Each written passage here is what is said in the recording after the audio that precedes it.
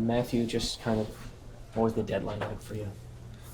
Yeah, it's a crappy feeling losing some guys, and yeah, you obviously want to keep those guys. A lot of those guys I played with for a little bit, so yeah, it sucks to see them go. Wish them the best of luck.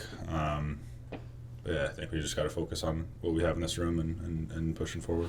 What is it like as a player when you're going through a tough stretch and then you also lose like guys who mean so much to this team? Yeah, it's hard. It's hard to battle through all through that adversity. You're just kind of again focus on the guys in this room, and then I think that's going to try to figure itself out and keep trying to show up, work hard, and control the things you can. It's nice to get that distraction of last week just behind you guys, and now you can just do what you need to do kind of moving forward in terms of your games and getting back on track. For sure. I think it's behind us. Again, wishing the best of luck. Friends for life with all of them, and just focus on the things we can control and our play and trying to win games and just battle back.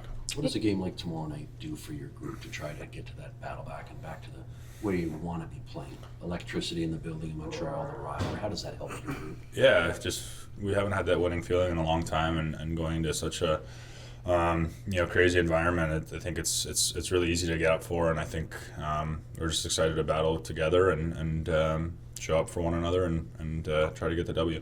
Were you surprised last week that your name popped up a bit in speculation?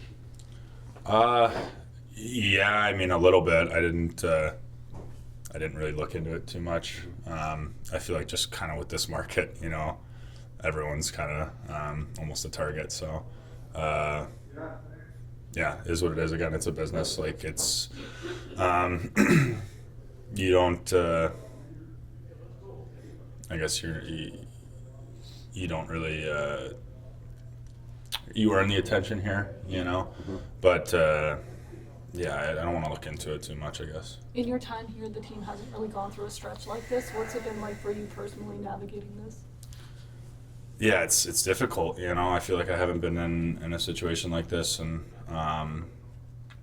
it's difficult to explain it really, to put into words for you guys. We're just trying to work hard and work for one another, and it obviously hasn't been the case since coming back from break. It hasn't looked right, and everyone's frustrated about that. So just getting out of that is a challenging thing, getting over that hill of that negativity and that frustration and stuff. But we're just going to keep with it and try to stick together and work our way out of it. Yeah, after the break, and now you're back to like a relentless schedule. How are you feeling just health-wise?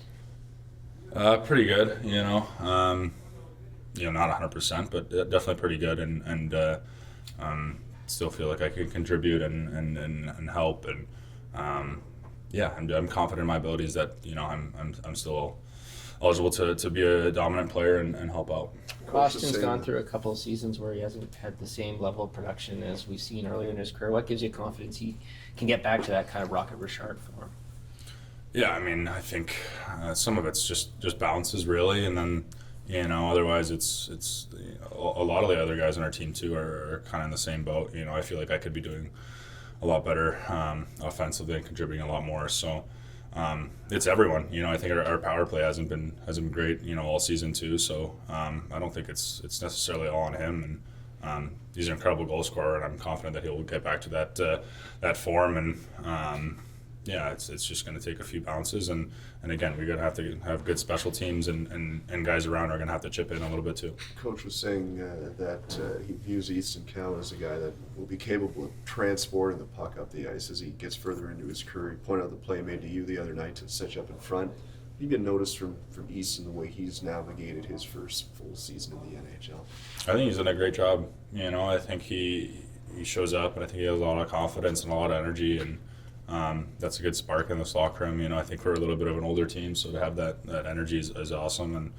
And yeah, he's been super professional on and off the ice, and I think he's handled it really maturely. And yeah, it's good to see. So hopefully he can keep that up, and his confidence and his his playmaking abilities and everything like that is going to grow with it. John Pretty- Cooper, after Saturday's game, was saying he thinks it's going to be like a one-off for the Leafs this year. You guys have a good core. He thinks he'll be back in the mix next year.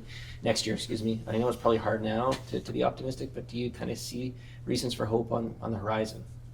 Yeah, I mean, I was here before it, but they proved 9 years in a row that they're a playoff team, and you look around this room and you see the talent, the skill base that we have here. I think it's.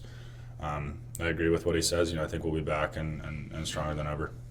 Can I ask you, you had practice day today, and I know it's a pretty hectic schedule going forward, but just the importance of how these practices may actually help you personally or as a group finish the rest of the way on.